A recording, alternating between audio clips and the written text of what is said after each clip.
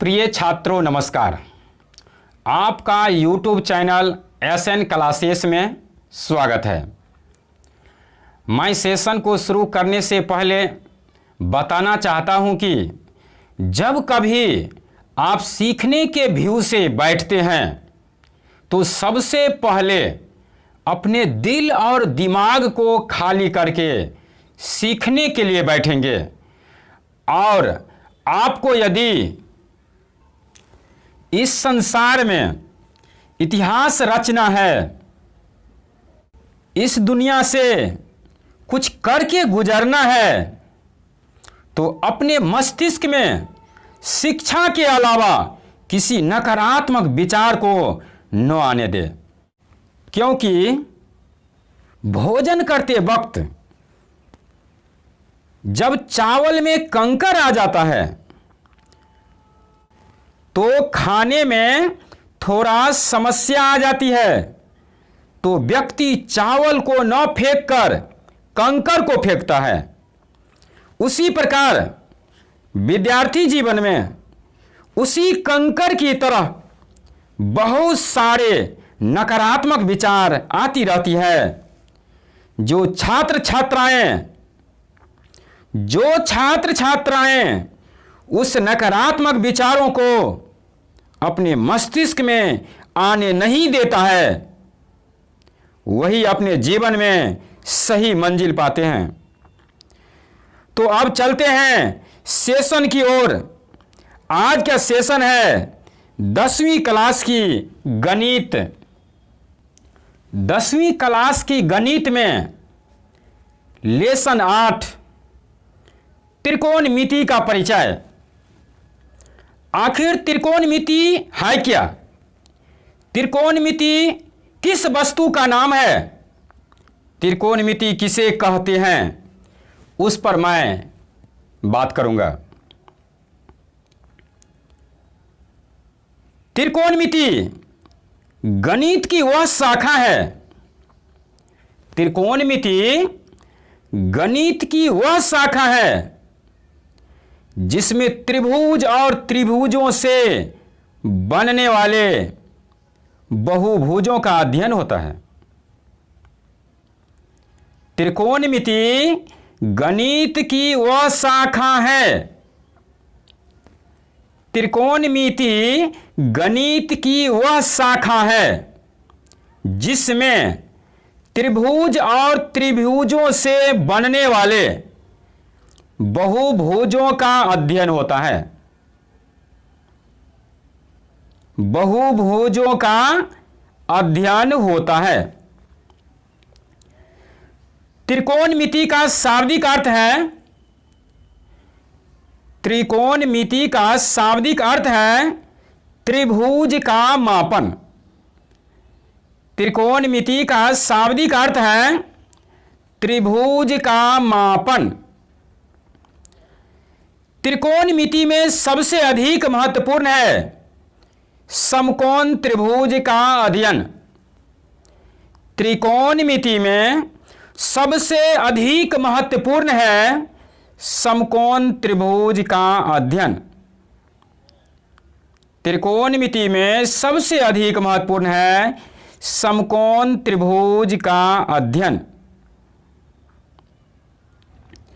त्रिकोणमिति में कुछ महत्वपूर्ण बिंदुएं इस प्रकार है।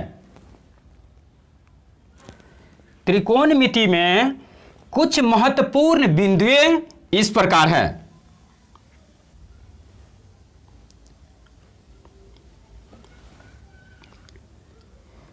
तीनों जो भुजाएं होती है उनका नाम है कर्ण,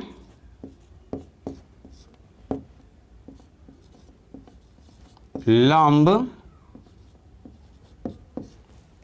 तथा आधार।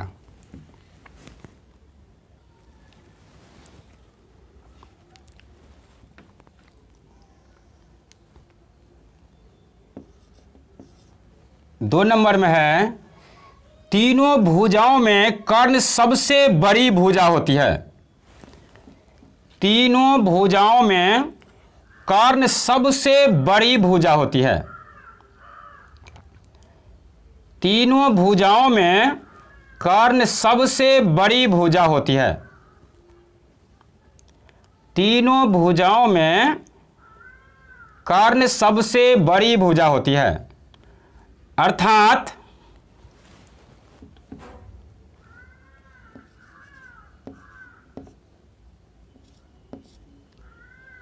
कर्ण स्क्वायर बराबर होता है लंब स्क्वायर जोड़ आधार स्क्वायर।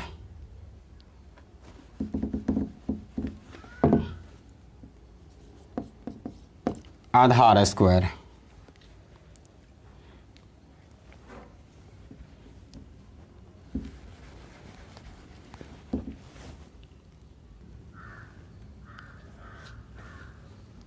कर्ण स्क्वायर बराबर लंब स्क्वायर जोड़ आधार स्क्वायर को पाइथागोरस प्रमेय भी कहते हैं। इसे ही पाइथागोरस प्रमेय कहते हैं। तीसरा नंबर है थीटा। तीसरा नंबर है थीटा। थीटा थीटा थीटा के अनुसार लंब या आधार का मान बदलता रहता है। थीटा के अनुसार लंब या आधार का मान बदलता रहता है। थीटा के अनुसार लंब या आधार का मान बदलता रहता है, लेकिन कर्ण अपरिवर्तित रहता है।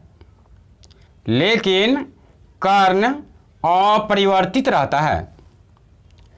थीटा के अनुसार लंब या आधार का मान बदलता रहता है, लेकिन कर्ण अपरिवर्तित रहता है। चौथा नंबर है जब थीटा सी लेंगे, जब थीटा सी लेंगे तो लंब ए बी होगा। तो लंब ए बी होगा। तो लंब ए बी होगा। जब थीटा सी लेंगे तो लंब ए बी होगा, और जब थीटा ए लेंगे, जब थीटा ए लेंगे तो लंब बी सी होगा।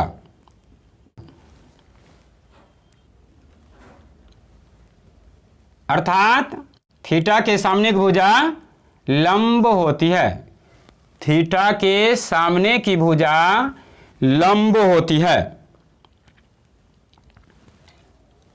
एक बार और देखिए, जब थीटा सी लेंगे, जब थीटा सी लेंगे तो लंब ए बी होगा, और आधार बी सी, आधार बी सी।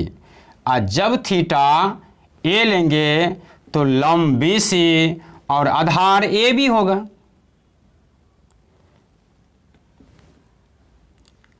आगे नंबर है कर्ण जैसे कि तैसे ही रहता है। कर्ण जैसे कि तैसे ही रहता है। कर्ण जैसे कि तैसे ही रहता है। तो यहीं पर त्रिकोणमिति का परिचय समाप्त होती है। आप अच्छा से तैयारी कर लेंगे, क्योंकि आगे जो हम बात करेंगे सो इसी पर आधारित रहेगा। अर्थात किसी भी चीज़ का आधार यानी बेस जितनी मजबूत रहेगी, उतना ही उसे हम ऊपर की ओर ले जा सकते हैं। कहने का मतलब है किसी भी चीज़ का आधार यानी बेस जितनी मजबूत रहेगी, उतना ही उसे हम ऊपर की ओर ले जा सकते हैं। यदि आप हमारे इस सेशन से संतुष्ट है तो लाइक करें और ज़्यादा से ज़्यादा लोगों के पास शेयर करें ताकि दूसरों को भी इसका फायदा मिल सके। यदि आप पहली बार चैनल पर आए हैं तो सब्सक्राइब करके बेल आइकन को दबाकर ऑल पर क्लिक कर लेंगे ताकि आपको हमारे सभी सेशनों का नोटिफिकेशन मिल सके। धन्यवाद। अब मिलेंगे अगले सेशन में।